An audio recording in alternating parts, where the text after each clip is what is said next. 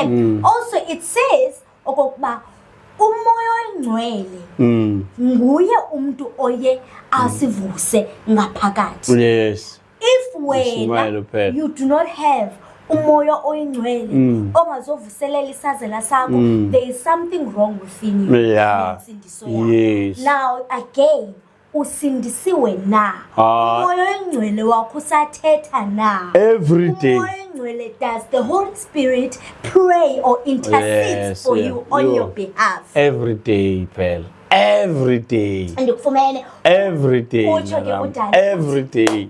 Usindiswe si akaguquki kule ndlela ukule ndlela. If ungayeka ukhonza ndingafa immediately. If ungayeka into edibene nensidindiso ndingafa ngaloo mini. Ndigadwe yiyo, ndigadwe nguYesu, ndigadwe kukwamkela amandla kaThixo. Sendimthuke kakhulu uSathana la ndingaphuncuka kuYesu. Mhlawumbi inkangeleko nendawo endingena kuzo endihamba kuzo azinayo ikhomba insindiso ebantwini, but mna noThixo siyayazi inyaniso. I-bookings zam zise-tavern, zise-clubs, zikwintuntunu, zisendaweni ezirongo.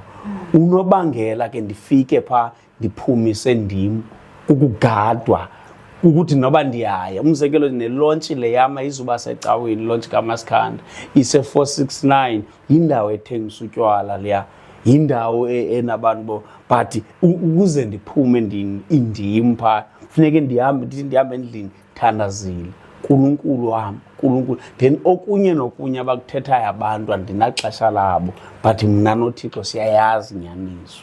All right. Amen.